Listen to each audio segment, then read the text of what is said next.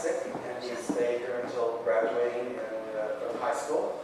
And he's now gone on to college. He's now a coach at the University of Hawaii.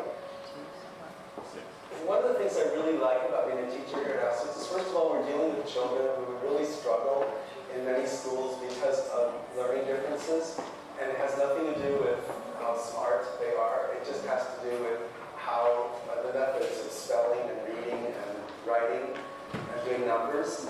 And here we can take the time to step back and meet them where they are and work with them where they are, so they're not constantly experiencing failure, but they're experiencing growth according to their own speed. The nice part about being a teacher here is this space and this space for creativity, and actually this necessity for creativity, because you have to figure out ways to teach that are different from being in a conventional classroom. Hi, I'm Katie Brandt. I'm one of the counselors here in the K-8 program at Assets. I've been a counselor here for over 15 years. The reason that I love Assets is that I see on a regular basis, I see students find a home here, a sense of home, a sense of inclusiveness, belongingness, and comfort, who have not been able to find that in other institutions. So it continues to give me motivation to continue my work here. The other thing that I see that I really love about this school is that we serve families. We don't just serve individual children, we serve families. My first. All right, hi everybody. Welcome. My name is Ryan Mesa. I'm the head of school here. Welcome to Assets. If you've never been to Assets or have never been to the high school, welcome to the high school. And we're really excited that you're here tonight. This is going to be fun. We really want it to be sort of what's most helpful to you. So we have a few things planned for you, but along the way we have note cards. If you haven't grabbed one, what can be in the octavals and handing out note cards. So if you have questions, feel free to write them down, and we saved a good chunk of time at the end, because we know there's so many different things to talk about related to dyslexia. So as you think of something, feel free to jot it down and we'll address it at the end. We're going to have 3 different folks talk tonight. So we'll have Darlene Robertson, who is our Director of Professional Development and Outreach, and she's going to do, I think, a dyslexia simulation and talk a little bit about the experience of being dyslexic in a classroom, traditional classroom. And then we'll have Dr. Elsa Lee speak, who is our clinical director of our assessment center. And then we have Sandy Tadaki, who is our assistant head of school and missions director, who will talk a little bit about educational programs and interventions. And like I said, there's a million things to talk about besides those 3 broad topics. So as you think of things, please jot them down. We're going to record this just for folks who aren't here tonight, be able to share some information with them. So if you can remember to please silence your cell phones, I would appreciate it. What else? I had a whole list of things that I was supposed to remind folks of, and I forgot my own reminders. But I think those are the main things. Yeah. So again, thanks for being here, and I'm going to turn it over to Darlene.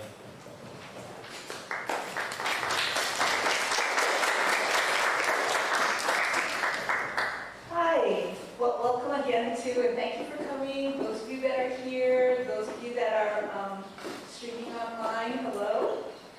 So my part of this presentation this evening is I'm going to take you and guide you on the journey of being a dyslexic. And to do that, we're going to start off with putting you in the shoes of a struggling reader. Since all of you here are skilled readers, what we would like to do is we want you to participate in a simulated reading lesson during which you're going to experience some challenges so that you have a sense of what a struggling reader feels like when he or she is trying to read. So here we go. Here's our simulation. Okay, so here's your lesson. This is what you're going to be reading. This is the paragraph that you're all going to be reading. I see a lot of eager students here. We're not going to single anybody out. We're going to do this as a group.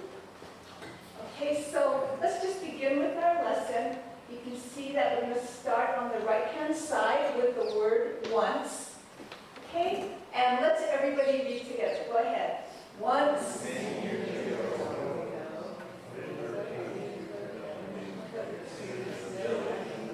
He stood in the village square.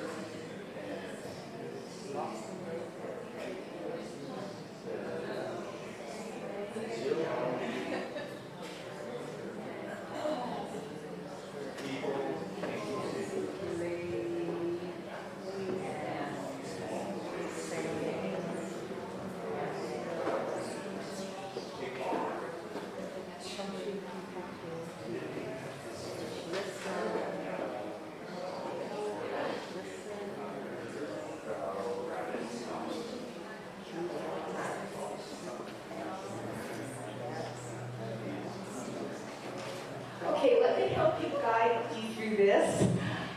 Most of you have read through this part here. Okay, so read the first word that tells you when. So that would be after the next two words that tell you what. The what? Where?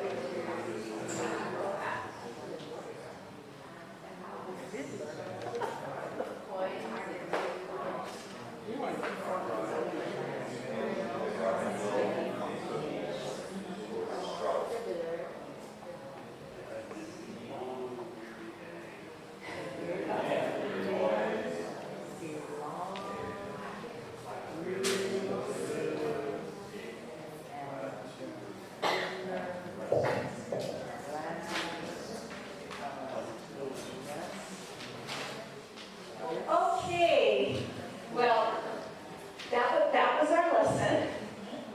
And thank you everyone for participating in the lesson. So I have some questions for you.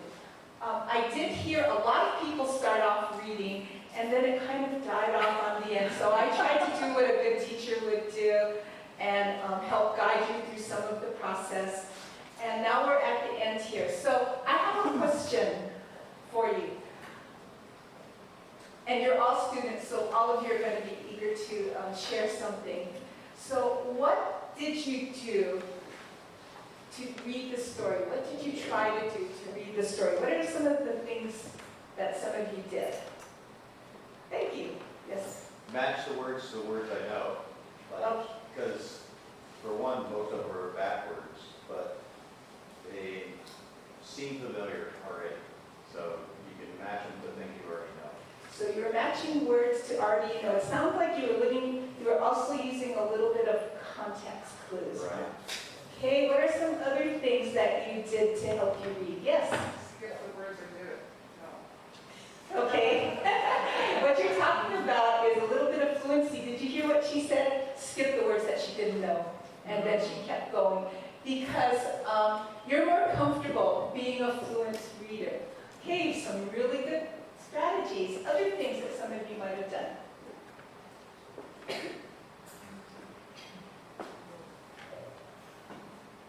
Slowed way down.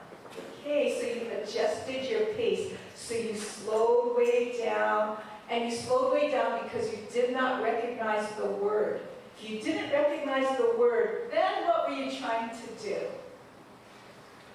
You didn't, you know, when you typically read, you will read a word that you know, but if you don't know that word, what do you typically do? Try to decode. You try and figure out individual letters. And also, you're familiar with word patterns, so you probably brought that into what you were reading. Other things that you were probably doing is doing what's called sound-symbol relationships. When you were identifying the letter, thinking, what sounds go with this? How are you feeling during this experience? Yeah, so I see some heads shaking. A little anxious. Anxious? Exhausted? Good one. It's a very exhaustive process. Yeah, it was a very exhaustive process. Not the typical reading that your typical kind of reading with a typical outcome that you're familiar with. I was dizzy, like. You were getting dizzy? Yeah. So it was a frustrating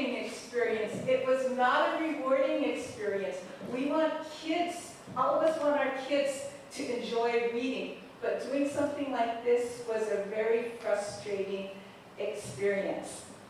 And so we had you go through this particular exercise just so you could feel some of that frustration. How many of you, while you were maybe stuck on a word, you were trying to listen to what the other person was saying and perhaps get clues? I saw some grins and several hands go up. That's what students who struggle with reading do, is they try to figure out what the other kid who they know knows how to read is doing. Okay, how about, this is another important thing about reading. What about tracking? What happened to your tracking as you were reading this? It's all messed up because you're reading from right to left, not left to right. Yeah. It's really opposite of what we're used to. And if you don't know the word, it's much more difficult. We typically read in phrases. That's how we comprehend what we're reading. Were you able to read in phrases this way? It was much more difficult. You ended up reading what we call word for word. And so that leads me into comprehension. I have 7 questions here, but I'm not going to ask you all of them. So when and where did this story take place? That's near the beginning. Many years ago in the village square. Okay, thumbs up. Who were the characters in the story? Who do you recall? There's a... Fiddler. Okay, we've got the fiddler, villagers, Milkmaid. milkmaid, Butcher. butcher, Boy and his dog. boy, and a dog. Okay, and I heard some wows from the back of the class. So everybody knows that in our classroom, we're all going to listen to that guy. Okay, and then some more specific questions. What did the fiddler do? No idea. Okay, and if you were that student who was not able to read this passage, you would probably use your background knowledge. So just using your background knowledge, and if I said, what did the fiddler do? What could you say? What could you guess? Fiddle. He fiddled, he played. And actually that's one of the things he did. He played. And that's what a number of our readers, that's what all of us as readers do, is we pull from our background knowledge when we're reading. And some of our really struggling readers, but really bright students who have background knowledge, they can rely on their background knowledge for a little while they're reading and use context clues. But after a while, you notice that it was really difficult when we got to the end, and it was not such a rewarding experience. So one last question, and this has nothing to do with the content in here, but how well would you comprehend if you knew only half the words? Many of you didn't even know half the words. It'd be really, really, really difficult. So this is just to share with you our students that struggle with reading. These are some of the kind of things they contend with. And it's not just with this one paragraph, it's probably throughout the school day because you're reading across the school day. So let me show you what you were doing. This here is an infographic. And it's an infographic of Hollis Scarborough's seminal reading rope. This infographic captures the complexity of the reading process, and I'll show you a little bit more of that process in just a little bit. But overall, what you can see is there are a number of components involved in reading. Do you see all those different components? and they're all integrated, interrelated with each other, yet at the same time, they are independent components.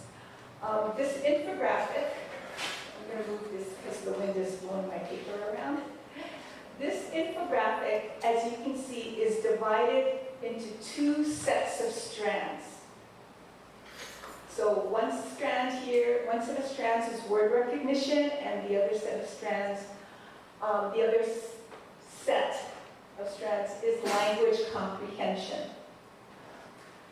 So take a look here at word recognition, and you can see that word recognition consists of phonological awareness, which is the awareness of sounds within a word. It consists of decoding, which is the application of the alphabetic principle so that you can read a word. Some of you will know that as sound-symbol relationships. And word recognition also involves sight recognition. That means recognizing familiar words. And all of these strands work together, and it helps the student become more accurate, more fluent, and more automatic with word reading. Okay, so keep word recognition in mind, and we're going to go up here. This is the other strand of set of strands, the other set of strands related to reading, and this is language comprehension. And language comprehension includes background knowledge, and we just talked about background knowledge, vocabulary. It includes language structures, and language structures involve the syntax and semantics of reading. It's knowing how a sentence is put together so you can extract meaning from a sentence. Okay, language comprehension also includes verbal reasoning. For example, the ability to make inferences or the ability to understand the role of metaphors. And language comprehension includes literacy knowledge. Literacy knowledge is all about knowing the different genres involved in reading. So for example, we read fictional and non-fictional texts very differently because we're aware of the particular genre, for example, of reading a story in which there are characters and there's settings and there's rising action, climax, and closing. There's closing action. So if any of us pick up a story, we predict that that's what's going to happen. In contrast, if we read factual material, non-fictional material, such as a science book, we know there's going to be a key concept and supporting details. Key concept and supporting details. So we read those two particular genres differently. Think about reading a newspaper. That's a whole different genre. And that's being able to understand that when I read an article, most of the information is going to be in those first 1 or 2 paragraphs. And the less relevant information, the less important information is going to be toward the end of the article. So and there's all kinds of other genres, poetry, and on and on and on. Okay, so that contributes to language comprehension here. And so what these strands here do is these strands reinforce each other to help the student, and you see here, become a more strategic reader. If we look at these two sets of strands, you can see that they weave together to help a student become a skilled reader. This process takes time, and it takes a lot of practice over time. Lots and lots of practice over time. Okay, know that If any of these strands are weak or they unravel, any of these strands, you're going to have a student that struggles with reading. And so it's going to take that student more practice and a longer time to learn how to read, but they will be able to learn how to read. Okay, so I'm going to leave you with this here on the very bottom. It says that reading is a multifaceted skill. So you can see here that there are many facets, there are many components involved in reading. And then very important too, that this skill is gradually acquired over years of instruction and practice. Okay. So now what I'm going to do is I'm going to hand this over to Elsa, and Elsa is going to share with you the science behind reading and students that struggle, and some of the characteristics of these particular students, as well as how to assess them. So, Elsa?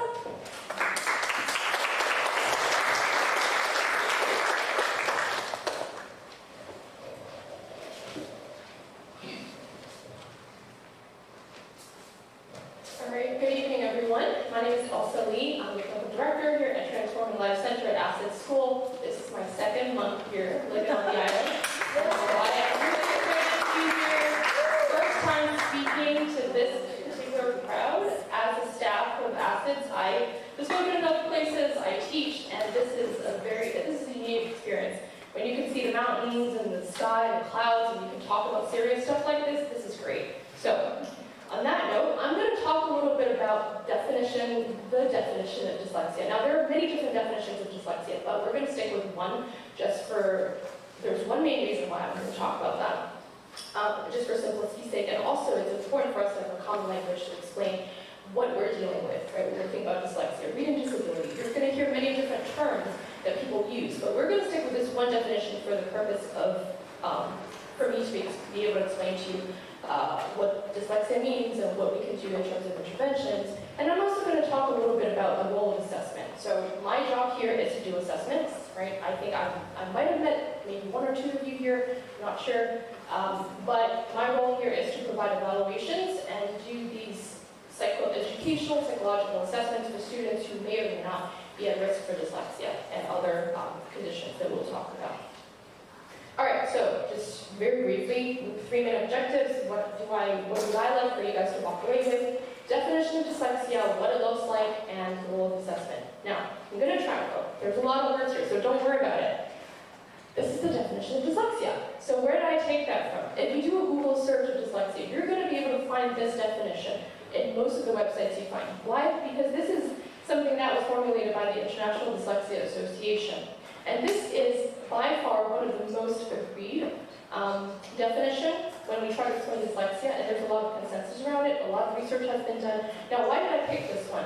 Because it contains a lot of important components in explaining and understanding dyslexia.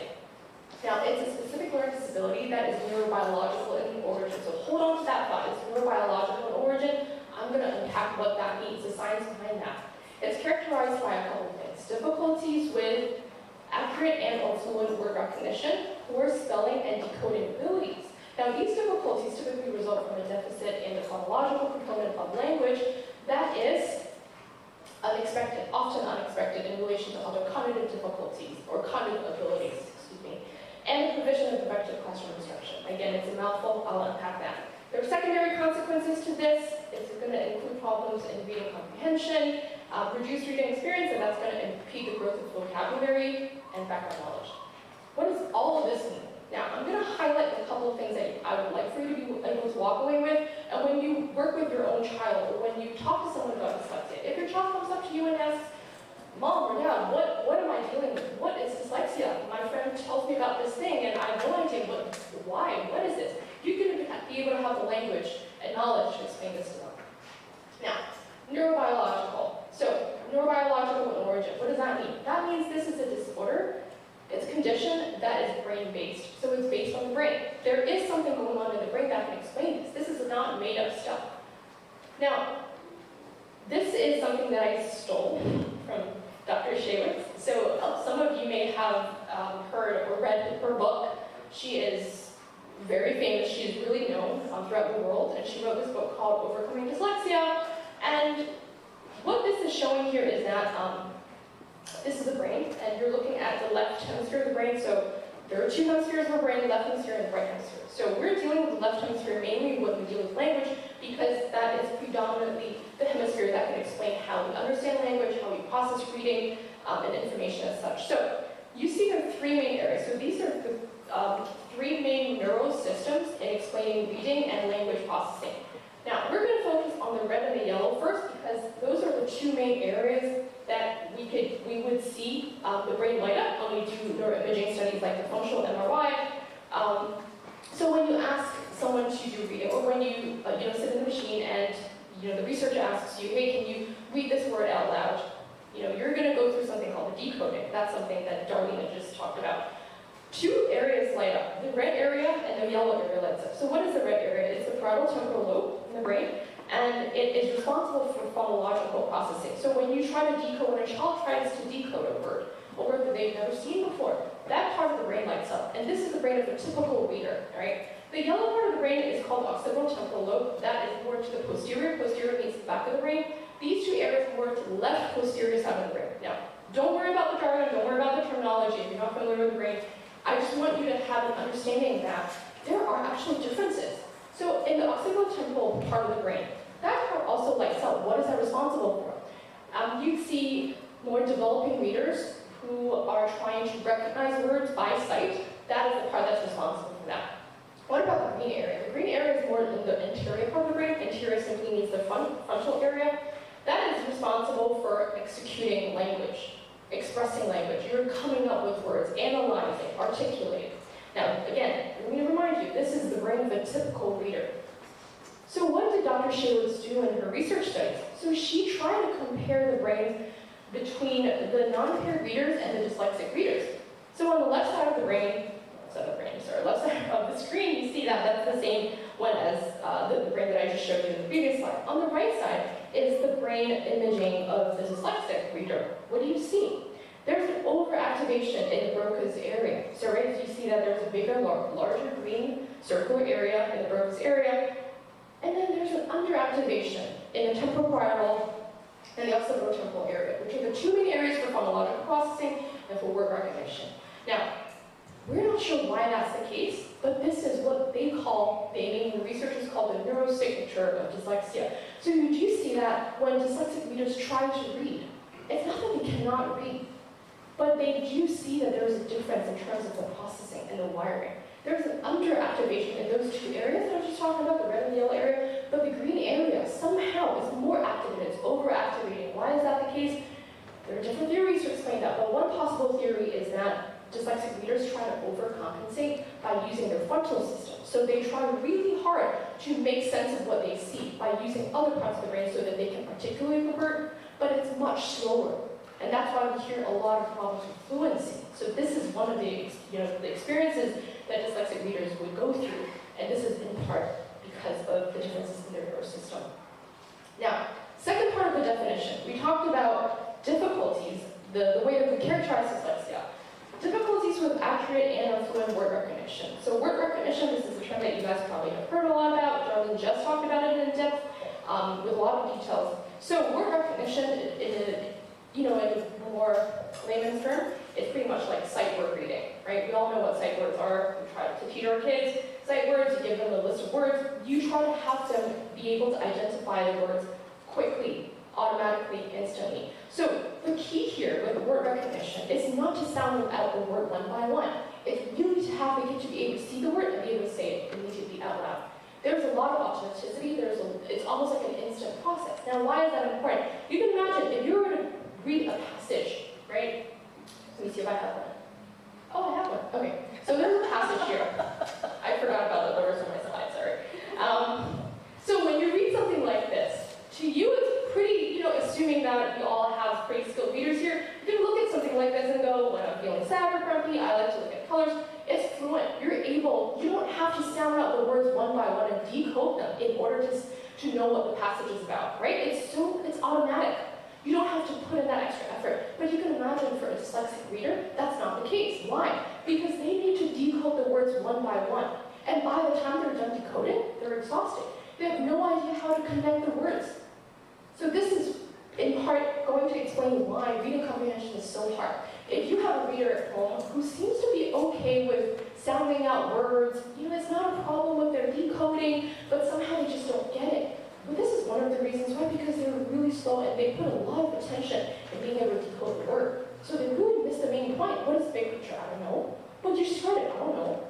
Right? So it's not that they're not trying, it's just that they're not able to connect the ideas, because by the time they're done reading, they're done. So that's one of the key deficits that we see in children with dyslexia, which is word recognition is very difficult for them. Now, another characteristic of dyslexia, poor spelling, probably not surprising, self-explanatory. What is poor spelling?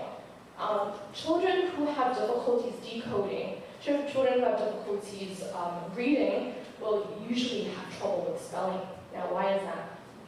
Because if you think about spelling simple words like cat, right? Most kids, even dyslexic readers, would be able to do that because they can sound it out. It's phonetic spelling, cat. You put the three sound phonemes together, you got cat, C-A-T. However, if they're dealing with words that are irregular words such as sword, like the samurai sword, S-W-O-R-D. Why the heck is there a W in there? I don't know. Right? If you spell sword out, it should be S-O-R-D, shouldn't it? So the kids look at you and go like, why? Where's the W? It's silent? How am I going to remember that? Well, yeah, it's really hard. This is why they struggle. Now, on the left side of this page, that's what I took from the internet, because I think it's a fantastic example. On the right side is an actual student that I just recently saw. So you can see, on the left side of the page, right, there's a word like stop. So the child was able to spell it correctly, stop, S-T-O-P. Why? Because it's a high-frequency word. It's a word that, most people encounter all the time, and phonetically it makes sense. Stop. Other words, school, S-C-O-O-L. I mean, if you sound it out, it still says school. But where's the H? It's a wrong spelling. Look at the right side. Fifth, big, table, chair, horse, make. All of these are not spelled correctly because you're relying on phonetic, the conventional spelling rules that no longer work for words that are not spelled, according to the regular rules. Now, on the right side, so this is someone that I just recently tested. So this is a 4th grade student. He was able to get the simpler words, more high frequency words correct. He got cat in the game until he got to fix. So the actual word that I asked him to spell was fix, F-I-X. He spelled F-I-C-K-S. It still sounds right.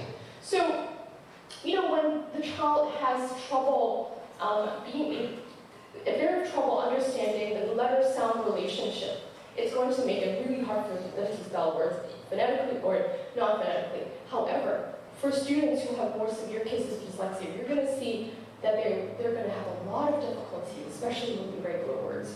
We've got mother, night, page, began, on the right side of the page, windy, camped, and suspect. So at that point, testing was, at least for that one subtest, it was terminated because there's no enough information to decide that spelling was really difficult for him.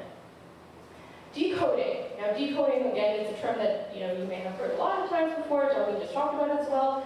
Decoding is simply defined as the knowledge. This is the textbook definition. It's really the knowledge of how letter and sounds relate to one another, how they connect with one another. Well, why is it important? If you see a word, let's say the word cat, C-A-T, you don't know how to say the word. What are you going to do? Right? Pretend that you are a preschooler. It's the first time you look at these words, you go, either it's a sight word that you've learned in school, or you're going to try to sound it out based on what you know. Act, right? That's the decoding process. And then you can sound it out and pronounce it correctly. What about words that are irregular, or words that are just, not frequently seen? Now, I've included a couple of what we call pseudo words. We always test for decoding with a task, or one of the tasks, and it's called pseudo word decoding. The reason for that is because it's a very pure measure of how the child is actually able to decode the words without relying on word recognition. So words like, you can say, well, cat, sing, play, job, these are very high frequency words. Maybe the child's really having trouble decoding, but they should somehow memorize it. They remembered how to say it. So we're not testing what it really needs to be tested. So we're going to throw out a couple of weird looking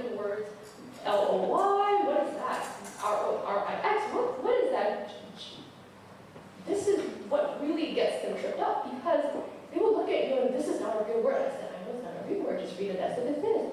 So they go, okay, Joe, right? Lowy, right? So then that gives me information. Okay, they're really having decoding difficulties.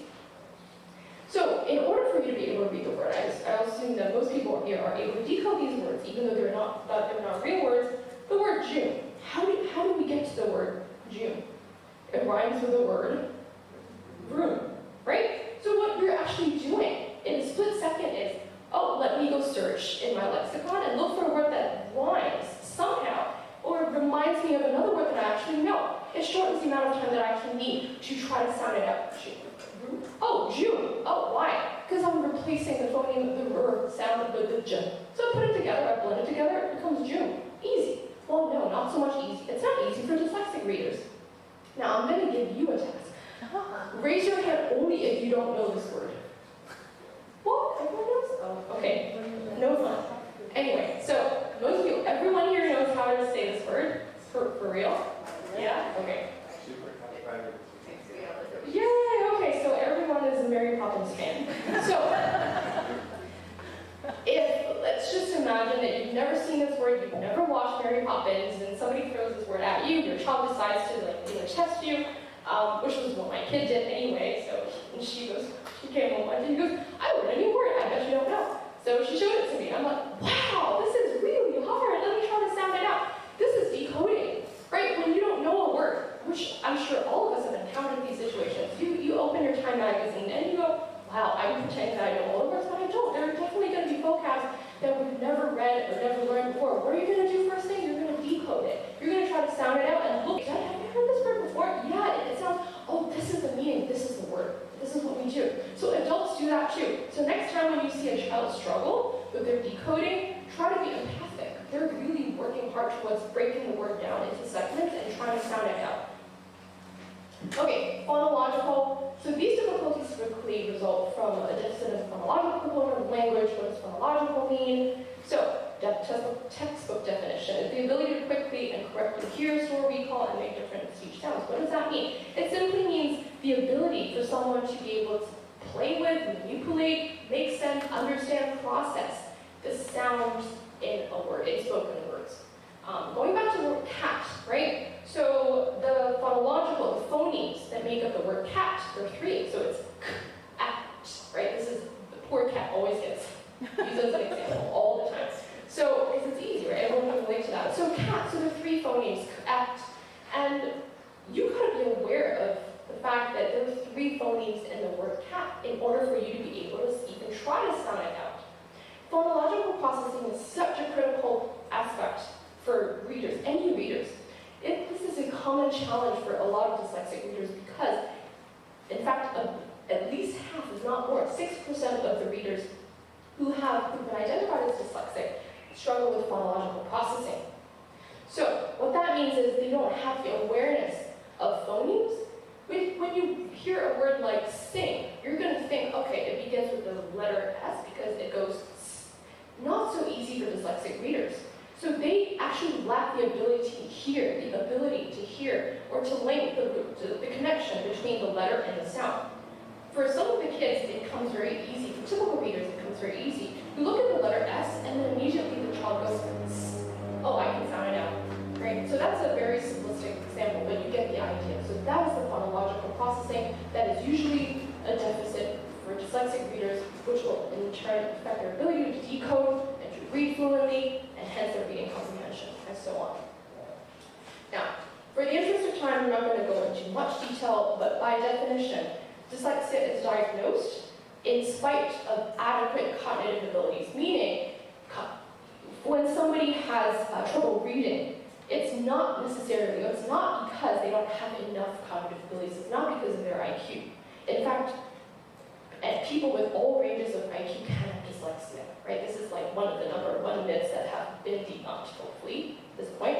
Everyone now knows now, you guys know. So it can happen to anyone with any IQ ranges. You can have an extremely gifted child with an IQ score of 135 and still not be able to read fluently, right? Your parents get frustrated. You know, what is going on with you? Aren't you smart? You're so smart. You're so smart. Everyone says you're so smart. why can't you read this? It's so frustrating. No, it has nothing to do with their IQ. Just because they can't read and decode a word does not mean that they're not smart. They're still as smart as they are. They're two different skills, if you will. Now, I hesitate in saying that because they're still somehow related. So there are plenty of studies that support, the argument that some students actually have a higher risk, or they're more likely to struggle with reading because they also have what we call a comorbid condition. For instance, ADHD, working memory difficulties, executive functioning difficulties. So these students actually do have a harder time than an average reader to be able to read fluently or to be able to decode for various reasons. Which, if we have time, we'll get to that, but I don't want to digress too much. Effective classroom instruction is also in there in the definition because we can't diagnose dyslexia unless we know that effective classroom instruction is provided. Now, I would say for the most part, in the American education system, in a typical classroom setting, I would just check off that box. Right? We're talking more about, let's say, there is a new student who just moved to this country from a non-English speaking country, and the teacher looks at the child and goes, wow, you're 7, but you can't read cat. Well, it's not because the child is dyslexic, it's because there's not an effective classroom instruction that is done in English. So we can't diagnose dyslexia, that makes no sense. Reading comprehension and vocabulary problems are secondary issues. Reading comprehension, I think Darlene had explained it in more depth. I kind of touched on that as well. Vocabulary, how does that affect vocabulary? So if you've heard of this term called Matthew effect, so the rich gets richer, poor gets poorer. Good readers end up becoming better readers, and they have a large archive of vocab. They have a great lexicon. Reason is because if you're naturally a good reader, you're going to find reading appealing. You're going to keep reading and reading and reading, so you're going to gain a lot of knowledge. As opposed to children who just are poor readers, they're not going to find reading interesting. They're going to avoid it at all costs. They might ask for an audiobook. They might ask for you to read to them. And by the way, just because a child is dyslexic does not mean they don't enjoy listening to stories. It's quite the opposite. In fact, I've tested so many students, and they would go like, no, I love hearing stories. I love it when my mom reads to me. It's just that when I have to look at it myself, they go like, no. So the students, if students who are poor readers to begin with are less likely to pick up a book. And, it's a vicious cycle. If they're less likely to pick up a book, they're less likely to, obtain more information, learn new words. That's going to shrink their vocab archive. Now, why should we even diagnose dyslexia? I hope that's a rhetorical question. Of course, we need to diagnose dyslexia. Why else would I be here tonight? But there are actual reasons, because we want to identify the problem early. Without an actual diagnosis, without the label, the term label seems to be very loaded. I have parents who come to me and say, please just don't say anything to my child. I don't want them to know anything about their dyslexia. I say, well, I won't say anything to the child because I don't even know what the results are yet. This is my first day meeting them, so I'm not going to say anything. But I can tell the stigma, the negative connotation surrounding the idea of dyslexia and how much it can be really hurtful and harmful for parents and children alike. Because it's almost like, wow, I don't want to associate it with the D word. You can call it anything, but just don't say dyslexia. Well, I'm a clinician. I'm going to call it dyslexia because it's a medical condition. If you have a cold, you're not going to shy away from it and say, I don't have a cold, I have symptoms. No, if it's a cold, it's a cold. If it's dyslexia, you call it dyslexia. Because you need a label to be able to identify what the actual problem is. If you don't know what the issue is, how are you going to decide on intervention? How are you going to convince the school to give you effective instructions? You need the diagnosis. Well, gladly, most of you who are here at Assets, you don't even need to convince anyone because we're already doing it.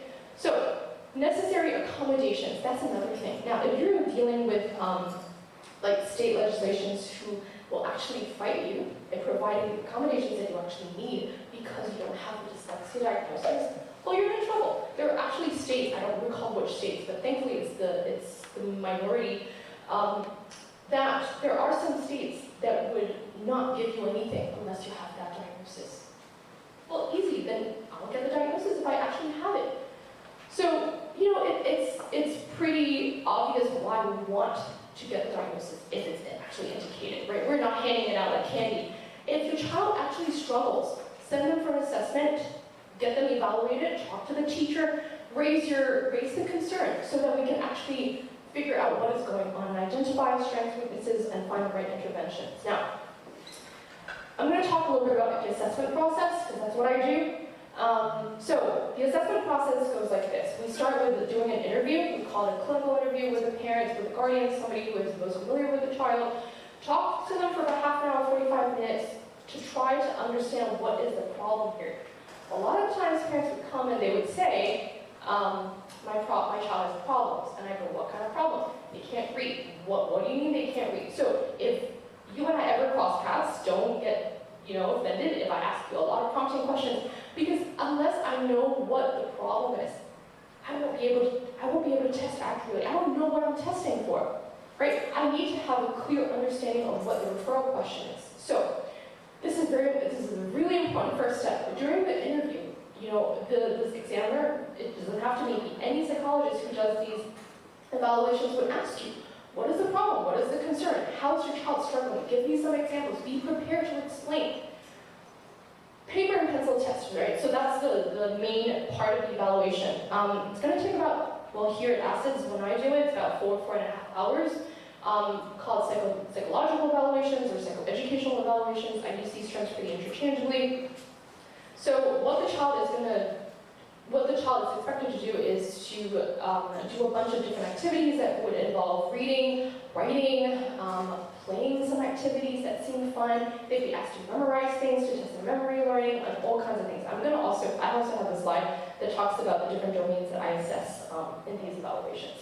So, anyway, just to give you an idea, the gist of it. Input from teachers. I also try to talk to the teacher if I can. Sometimes it's a little hard to get a hold of them. I send them questionnaires. Either way, I need input from teachers, and that's a critical part. Sometimes I see reports from prior evaluations, and there's no input from teachers.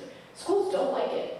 I'll be really honest. So if you're trying to get the school to collaborate together with you, and if you go and find somebody to do an evaluation, and that person never asks feedback from the teacher, the school's not going to be happy. Well, you never talk to the teacher. How do you know the child is really struggling? So always get the teacher involved.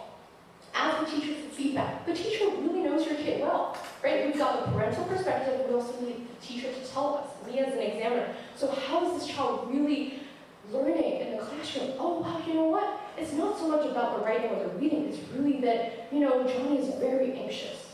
Oh, okay, well, that's something that the parent never told me. Well, I'm surprised the parent didn't catch that because Johnny is really anxious. That tells me something, right? Additional information that's helpful. Collateral information, like if there's any prior evaluations, the examiner would be able to use that as a baseline comparison, so you're going to be able to tell, oh, is there an improvement in this area? Is there a reduction? Wow, how do we explain that? How do we make sense of that? That's also useful information. If there's any school reports, that would also be taken into consideration. Clinical observations, that's pretty much my role. So when the child comes into the room, from the moment they set foot in, I'm going to start observing that, well, the child doesn't know. They'll think that, oh, I'm just really nicely, he was just trying to tackle them. No, not really. I'm observing you. So all the observations are actually included as part of the report, and that's really important because sometimes parents miss things.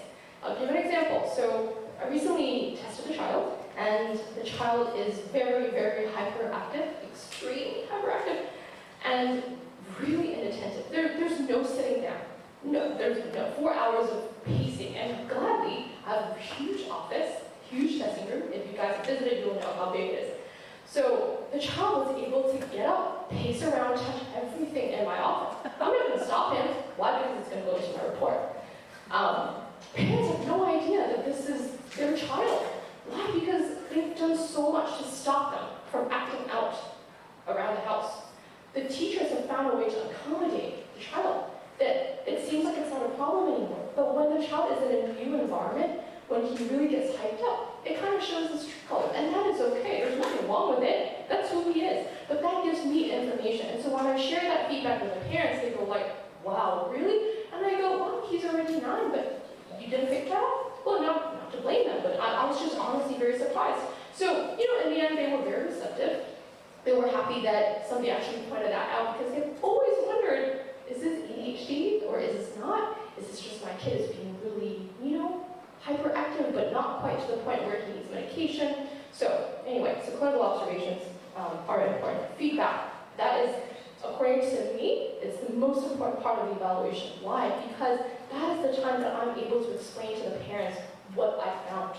So some parents would prefer to just have a report, which is totally okay, because they feel like, well, everything that I need to know is already written in the report, what's the point of regurgitating it? Well, but if you think about, let's say I just did an MRI, the hospital sent me a copy of the MRI results. I'm going to look at it and I go like, oh, what does this mean? I'm only going to look for keywords, unremarkable, normal, check in with 6 months, and then I'm done, you know? But no, there's a lot more there, you know, that there is to the report. So I really would like to spend time on giving feedback to the parents because it helps me connect with the parents, and parents often tell me a lot, even more information than what they've shared with me during intake. And that is the time that I can either explain to them why the kid has been acting the way it is. It's very therapeutic. And it also gives them the buy-in to maybe seek therapy for the child, maybe to get them to talk to a pediatrician to think about medication if it's necessary. If it's just a purely dyslexic case, then maybe interventions are really needed. Own it, claim it, accept the label, right? So there's a lot of therapeutic work that is actually done in the feedback, and it's not just data and crunching numbers, percentiles, and all those boring stuff. Okay, these are some areas of assessment. 3 main areas that I usually assess: cognitive function, academic skills, and social-emotional behavioral skills. So cognitive functions, things that I would typically look for, I'll look at. Intellectual ability, which is, you know, as you guys all know, it's IQ. Attention, concentration, visual motor skills, learning memory, language, executive functions. Now, here's a caveat. I don't always assess for every single domain and every child that comes my way. Why? Because if a child comes to me mainly because there is a question of dyslexia, there's no history of attention problems. I looked at the parents' report, I looked at the teacher's report, the teacher gave me feedback. No, the child is really attentive, they're really able to focus, there's never really a question or concern about attention. I'm still going to maybe give 1 or 2 subtests, but I'm not going to spend 45 minutes just to look at attention and concentration. It's not necessary. Some of you who have had experiences with maybe prior evaluations might, and hopefully I hope that's not the case, you may have or you may have worked with people who would give 10-hour tests, write up, you know, a 40-page report. It's really not recommended. It is not necessary. What they're doing is called a fixed battery approach. So they pretty much use the same battery for every kid. That's why it's 10 hours. It should not be 10 hours. It does not have to be 10 hours. How many cases can you see if you see a kid for 10 hours and then another 15 hours of writing the report? You only see 1 case a week. So parsimony is the key, right? You want to give the right amount, the optimal number of tests that would allow you the right amount of data so that you can move on and focus and hone in really on the things that you really need an answer for. If the child is struggling with dyslexia, oh, by the way, this is the topic of tonight's talk, I'm digressing, sorry. Reading. Well, because I'm a psychologist and I talk about it all the time. So, phonological processing, reading fluency, word recognition, and decoding. So if a child is referred for dyslexia, these are the 4 top areas that I'll absolutely, definitely assess. Recently tested a child, and family sent her in because they wondered if she might be dyslexic. Results turned out to be completely normal, average, high average range. And I preface the feedback by telling the parents, I don't know if you're going to be disappointed because I have nothing to share with you. They go like, oh my gosh, I thought I was crazy the whole time. No, I'm not, you know. So it was really validating. But why am I bringing this up? Because when I gave this girl the reading measures, nothing came up. So I gave her 1 measure of each. It just doesn't align with what parents tell me, or told me, or what the teachers observed. And so I gave the girl a little bit more of each because I really needed more data to substantiate my point. And it turns out that across the board, consistently, the girl scores in the average, high average range. It's not dyslexia, it's something else. So that's one example of how you would want someone to do a flexible battery approach and not a fixed one, because you really need to answer the girl question. Writing and math are 2 other areas that I commonly assess. Reading and writing usually go together and hand in hand.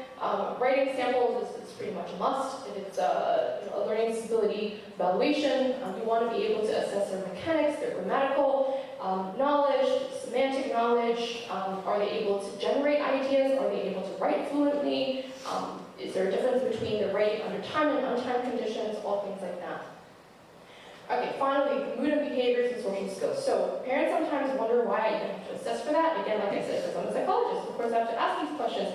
No, the true reason is because we're not obtaining a holistic picture, a full picture of the child if we only look at specific pockets of how they do.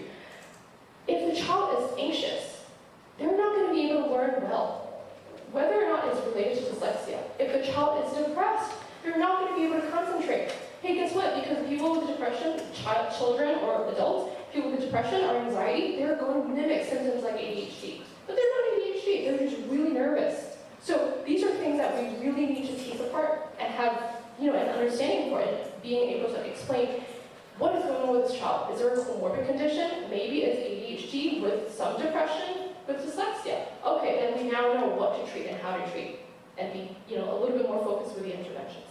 So I'm going to leave you with that, and I'll pass the time to Sandy.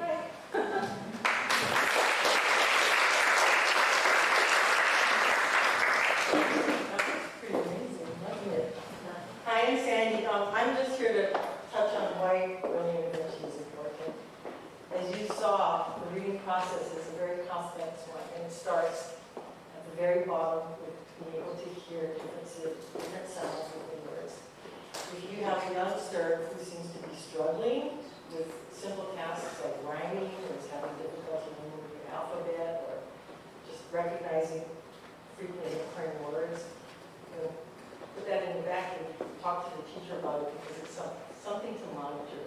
Because students who are struggling readers, if that goes unnoticed through the years, it takes a toll on the student, and the parents who have been through this recognize that it takes a toll on them and their families. Because when kids hurt, parents hurt. And it's students who go to school, especially the young ones, the expectation will come up. I assume that any student who goes to school goes there and really wants to learn. And they give it their all and they're there. And the traditional way of constructing may not be making sense to them, and they're getting lost. And they don't understand what's going on. And some students will go inward if they're struggling and blame themselves or feel sad or anxious or depressed. Some students feel frustrated and they express that outwardly through anger, frustration, and so forth. And so there's a lot of emotional issues that can be addressed if you catch this early on, so that the student doesn't have to endure so much struggle trying to read, because reading is pervasive. It's everything in school, it's throughout life, and being able to read gives you access to content, gives you access to vocabulary, gives you all kinds of knowledge and information. And that's so important, and students recognize that, and they want to be able to perform. So pay attention if your students feel like, why am I so stupid? Why can't I do this? And maybe that's time to pick up the phone and talk to a psychologist about whether or not an evaluation is something that you need to look into. At our school, we offer an early literacy screen. It's called Predictive Assessment for reading, and we do it for free. And it's by appointment. Darlene Robertson, we met earlier, conducts that, and it looks at foundational skills in literacy, and that will give you an indication as to whether or not additional support is needed. And I'm going to pass this off to Ryan now.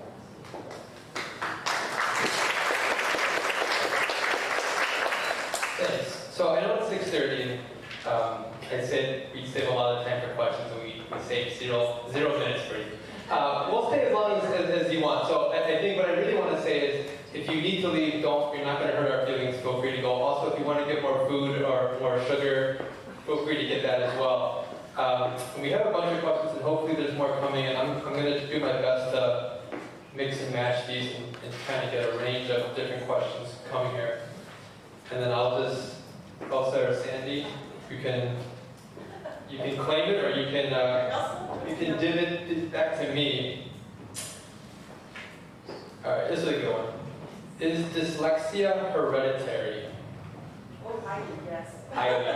Highly. So the numbers range, it's a huge range, but we think it's somewhere on the scale of 30 to 60% chance if one of the parents has dyslexia that a child will have dyslexia.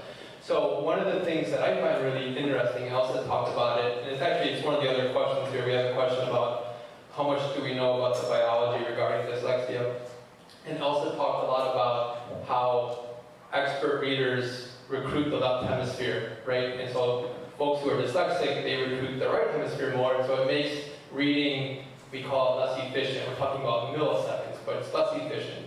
So what's really, really interesting is that we know that the brains of these two types of kids are different, but one of the questions of science is reading failure the cause of that brain looking and functioning differently, or is it the effect, right? And so one of the best ways we can do this is to recruit pre-readers, so before they've even been in school, and do assessments on them.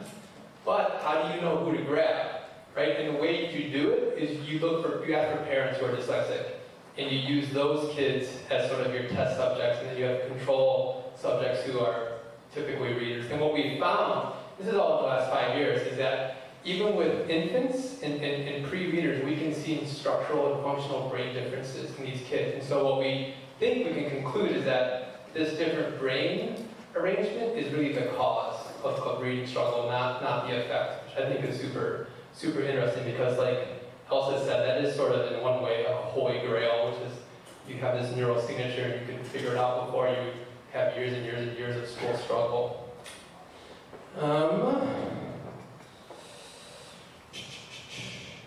What suggestions do you have for reading with your child at home? Me? Okay.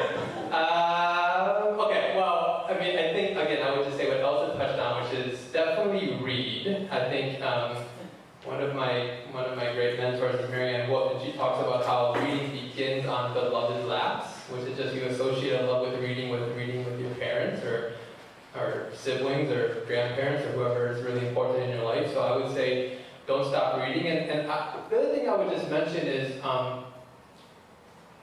you can't expect to be a dyslexia expert, so don't try to, I would say don't try to serve that role. Just be mom and dad or aunt or uncle, and don't get caught up in what they're reading. I think we see that a lot at the school, is especially as kids get older, and if the child's reading is lagging, they get really caught up. It's like, yeah, but he's in 6th grade and all he wants to read are car magazines, or all he wants to read are comics, or all he wants to read is this. And it's just like, well, great, like, let's just keep encouraging reading for now, and we'll keep working on the skills and progressing the skills, but let's not cut off the part of reading that they really do love. I guess the only other thing that pops in my head is, and this is sort of probably not in the spirit of the question, but I thought of it, which is, there is a school of thought that you can start redefining reading, right? So like, we've been talking a lot about print reading, it's in front of me, it's text, I'm reading it. You can start talking to your child about ear reading. So, a lot of these kids are really good and love audiobooks, and if we don't consider that reading, sometimes I can feel dismissive. And so we can talk about two different types of readings, reading with our eyes and reading with our ears, and that they both are important, and there's sort of a time and place for both. Let's see if... Oh, yeah? All right. What is the connection, if any, between auditory processing disorder and dyslexia?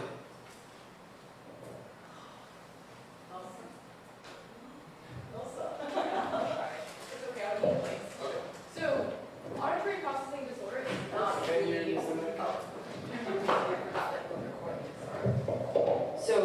auditory processing disorder, APD, is not a diagnosable condition according to the current DSM-5, which is the Bible for diagnosis. So it's, in my understanding, so when I assess for processing issues, I am going to try to see if this is coming from an attention perspective. Is the child not able to keep track of what I say because of the inattentiveness? Is this a hearing problem? Right? I'm not going to be able to test for hearing, but this is something I will always get from family history or the developmental history. If the parent says, well, there's no hearing issue, right, everything is remarkable, I'm not seeing any issues with inattentiveness, then I would be more likely to conclude that this is more of a learning issue rather than an actual auditory issue. And to be honest, and this is anecdotal, in a lot of the cases that come through with parents kind of labeling their child's issue as an auditory processing disorder, it typically doesn't end up to be related to auditory. It's more either with inattentiveness or it's because there is an actual difficulty with processing phonology or being able to understand or relate to the sound and the letter relationship. So I would be more likely to conclude that as a reading disability rather than an auditory issue. And again, if you have questions, keep sending them up. As the parent of a dyslexic third grader who is still in the process of learning to read, does there become a point where, after interventions and together with strategies and accommodations, rigorous academics are achievable? Basically, is there an eventual over-the-hump moment when it becomes easier for the child? Wow, that's a loaded question. All I gotta do is predict the future of someone we don't know. I know. I guess that would direct instruction, multisensory, structured, phonetic, all of that is research-based way to address dyslexia. So dyslexia has a medical diagnosis, but it has an academic intervention. However, there are some students who, when you can teach them phonics and the difficulty with the sight vocabulary will remain, for some students, or the phonetic part is just really difficult. And then there are some students who have difficulty, who, despite the best instruction, will continue to struggle because both the auditory and the visual processing areas are really challenged. And so, it's like predicting the future. I really don't know. I think that frequency of instruction, of course, the quality of instruction is going to make up a difference. Yeah, so I would just add that certainly it's possible. I think the insights that we get to have as a school is when you're a parent, you're focused on 1 or 2 or 3 or 4 children, and that's obviously your world. And we have the benefit of working with thousands of kids and watching them progress through school. And so I think we've seen kids come through the school and either stay at Asset and do rigorous academics or go to other schools and do rigorous academics. I think some of it depends on what you define as rigorous academics, but we certainly have seen kids go to kind of any college you can think of. And I think just the one caveat that we throw into this is that I'm a big believer that when we talk about intervention or treatment, it's always educational and it's environmental. Because even though you're going to keep putting tools in this kid's toolbox, he or she is still living in some context. And if that other school, whether that's that elementary school or middle school or high school or college or whatever, is really out to lunch and just being unreasonable about what they expect, that's not really on that kid. And so, and then sometimes people kind of bristle because it's like, well, we got to get kids ready for the real world, whatever that means. But it's like, yeah, but sometimes people are wrong. I'm not sure we have to accept that and bear that burden for their ignorance of who these kids are. And I think that that's part of what Assets is really good at. Not to make it all about Assets, but I just think as these kids get older, a big part of the intervention becomes understanding themselves and accepting themselves so that they advocate for themselves. Because the reality is that they may need accommodations, or they may just need to have conversations with other people as they enter college or the workforce about under what conditions they really do thrive. And so I would just say we've seen all things possible for these kids. But I do think a big part of that is them really, really understanding who they are. Because at some point, you have to stop being the advocate. You're legally going to have to stop being the advocate, and they're going to have to start owning that process themselves. So it is developmental and it takes time. But it's an important milestone. A gradual release of responsibility. What is the easiest way to explain to other kids what dyslexia is?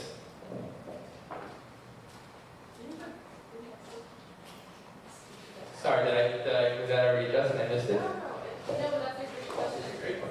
Yeah, it's a great question. I think probably the parent who asked this question comes from a place of, how do I find the right language to help my child accept that this is what they have and be able to advocate for themselves without worrying about being stigmatized, all of that, all understandable. So what I would say to a child, if I were to explain to the child, is our brains work differently. Your brain's different from mine, and then if I'm in front of the computer, I'm actually going to show them pictures. And I'll tell them, so what are you good at? What am I good at? So then we start talking, oh wait, it's a pretty long-winded answer, but I'm going to start talking about strengths and weaknesses, right? So you're really good with sports, and I'm totally clumsy, and that is true. And so we're different, right? Because I can bet you on how my brain wiring is different for the physical, motor coordination and balance. I just can't, but you can. So in a way, when we think about dyslexia, which we think about reading difficulties or reading differences, it's more about what you're good at and what you can capitalize. We'll use kid-friendly language, but I'm just going to use this here. We're going to capitalize on what you're good at and find ways to support what you're not good at. And I would not shy away from saying things that you're not good at. I think this day and age, we try to be so careful with not using the word not great, weakness. And if it is truly a weakness, I would call it as such, but I would not highlight the weakness as if that's part of who they are or that's their identity. So I think the child needs to understand that this is really an area that I struggle with, but this doesn't define me.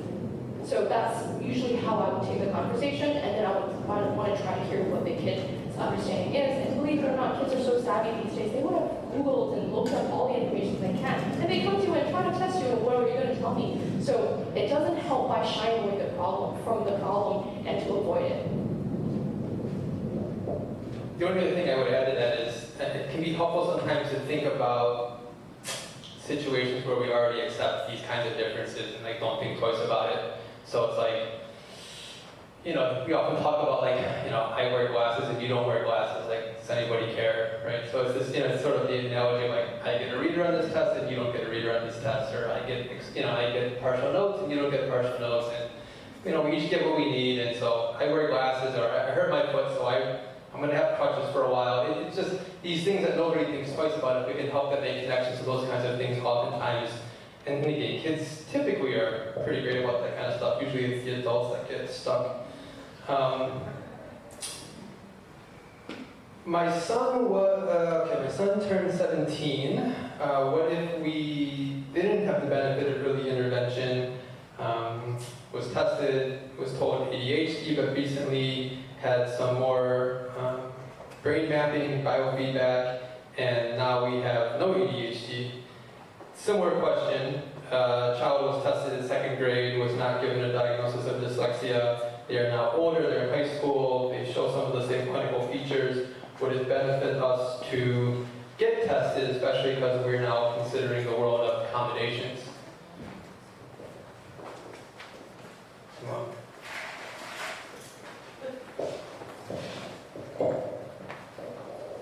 So in terms of getting accommodations, you would have to have an evaluation. Almost all colleges would require one. I don't believe it's 100%, but most colleges would require one if you want the child to have extra time, separate test location, a reader, all other kinds of supportive devices to help them deal with the difficulties with testing, or taking an in-class timed exam. So the evaluation process is, I would say, mandatory in most cases. If you're thinking about, let's say, extended time for taking the SAT, the GRE, the GMAT, the LSAT, all those kind of stuff, they actually have a very specific list of tests that they're required to see. So it's very different. It's a very different process. So if you're just trying to get a clinical diagnosis, the tests that we give are actually different from the ones that sometimes those organizations would look for. And I'll tell you, this is always changing. So their list of tests are always updated, and I'm not sure if that's answering the question, but I think the first part of the question it pertains to whether or not it's even necessary to test, because I think the first question was more about a diagnosis changing from having had ADHD to now not having ADHD. So either it's a misdiagnosis, or I don't know how else to explain that. So subjective, right? So, ADHD sort of. Theoretically, right. Theoretically, right. We try to understand it as, from a continuum perspective. But the way we look at it is still either you have it or you don't. Because there's a neurodevelopmental disorder, you basically don't, you can't just wake up one day and say, I don't have ADHD. It doesn't happen that way. It's also a neurobiological disease, so if you have ADHD, you have ADHD, unless it's a misdiagnosis. But, that being said, if we're talking about strategies that have been learned and acquired over time that allows the kid to no longer need medication, or that allows the kid to be able to function without a lot of supportive strategies or accommodations, then it's really possible because their brains also mature. So their brains don't stop at the age of, 7 or 8. They continue to mature. It's just that there is a lapse, theoretically by 3 years, that's what the going research is suggesting. But, if a child reaches the age of 25 or, they're starting to enter the workforce, at that point they would have acquired enough of the strategies to be able to function around their work setting, or a lot of times they would be able to find that right setting that would fit their needs, even without accommodations. So. Yeah, so many good questions here. Try to answer a couple ones that are more simpler. Are all assets teachers dyslexia trained? Because it depends on how you mean by trained. There's the second question, which says, how do you become a dyslexia teacher? So there are certifications that you can get for specific methodologies and practices. So you hear, I think we mentioned it tonight, Orton-Gillingham or Slingerland or something like that. And so I would say yes, most teachers either are or in the process, particularly in the lower grades.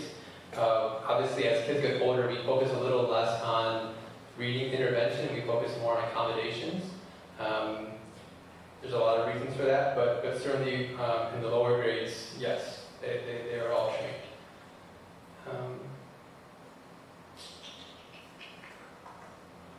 That's a good question. I don't know if either one of you want to tackle this.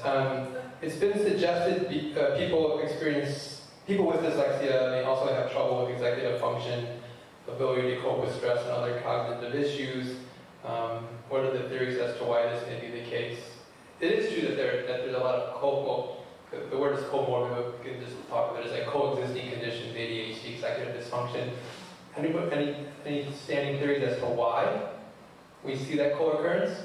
I don't think we can tell why the comorbidity exists. I think that just knowing that they can coexist, and there's a pretty high percentage, so we're talking about 40% comorbidity between ADHD and dyslexia, right? That's a really high percentage. So what we typically do is to assess for both. That's usually what I do anyway. If there are any signs of ADHD and attentiveness along with reading disability, then I've got to figure out, is one thing affecting the other? Is one thing exacerbating symptoms of the other? Or if it's really just, let's focus more on the reading interventions first, because the inattentiveness isn't quite, part of the picture. So I don't know if there's an actual standing theory that can explain why there's higher comorbidity, but like with a lot of things in the brain, we don't know why. Children are wired in such a specific way, like we saw on the neuroimaging pictures, but we do know there's comorbidity.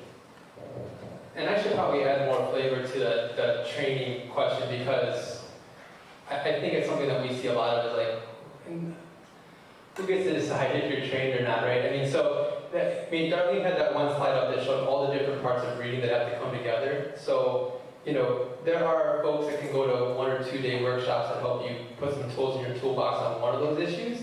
It doesn't prepare you to walk into a classroom and teach kids who are struggling readers how to read. And so, I would say that we do comprehensive trainings with folks, typically over the summer, because you need that big block of time. Like, you need full days for a month to get that kind of basic fundamental training. And then it's really great to start putting those other tools in your toolbox, because then when that child is sitting in front of you, they're presenting something very specific. You're like, oh, I've got this fluency tool, I've got this vocabulary tool, I've got this reading comprehension tool, I've got this language structure. There's all these different parts that have to come together. It's a real symphony. And so when someone's struggling, it's also why we have to figure out what part of this process is breaking down for them. So I think sometimes you'll hear people who say they're Orton-Gillingham trained, and it's great that they did some kind of Orton-Gillingham training, but sometimes it's like 4 days. And so it's a really good introduction to understanding how dyslexic readers present, and it's a great sort of basic information, but it's not what we would necessarily call trained. So there's no defined definition on it. How do we get a psychoeducational eval? Right. You want to talk a little bit about the DOE versus private practice on getting an eval? No? Okay. Yeah. If you want to go through the private practice, you would call up the office. We have ELSA, and you can schedule an appointment through appointments@asset-school.org. If you're considering going through the public school system, which everybody's entitled to do, you would be going to your neighborhood public school, even if your child attends private school, and speak to the student services coordinator, and that is the person who would then have a conversation with you about what kinds of struggles your child is experiencing. And then on the basis of that, they'll probably give you some forms for the teacher, or if the student is attending that school. The teacher would complete some forms that would give feedback about the child's functioning in whatever area that you indicate the child is struggling with. And then the student services coordinator may at that point do a preliminary evaluation to see if there is sufficient cause to go more in depth. And if that person deems that is so, then a team will evaluate the child. If you're looking at dyslexia, for example, they would do the psychological evaluation, they would do the academic evaluation, the classroom observation, talk to the parents, and then the team would meet and determine whether or not the child is struggling sufficiently, significantly enough in order to warrant special services. In the Department of Education, they don't call this dyslexia, they call it specific learning disability in reading. And the reason they even call it a specific learning disability is because the expectation is the student is capable of learning, clearly. But when it comes to reading specifically, that is where the challenge is. And so that's why we call it a specific learning disability. And at that point, parents can accept whatever services the school is willing to offer, or you can say, no, I don't want to, I'll just go get my own. But different schools have different levels of support. And so a lot of it is coming upon the parent to become the child's advocate, because that's where you're going to spend a lot of time speaking to the school and the team, to the child's teacher about what your child needs in order to be successful. If your child qualifies for special education services, the team and the parent will get together and come up with educational objectives in reading or whatever other areas the student needs support in. And the school is therefore obligated to address those. How well they address it, I can't say. Sometimes it's important for parents just to keep monitoring the situation and see how that's going, because I know that sometimes it can be really hard.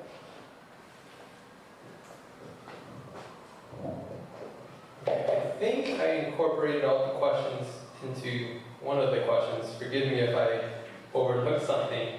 I don't want to keep you any longer. I think I'm comfortable speaking for Sandy else as well. I'm happy to stay and answer questions and talk with you if you have anything else that you want to ask us. Are there any other burning questions in the audience before I say goodnight? All right. Well, I really want to thank you for coming and sharing this time with us. And again, if you ever have any questions, feel free to reach out to us. Drive safe. Have a good night.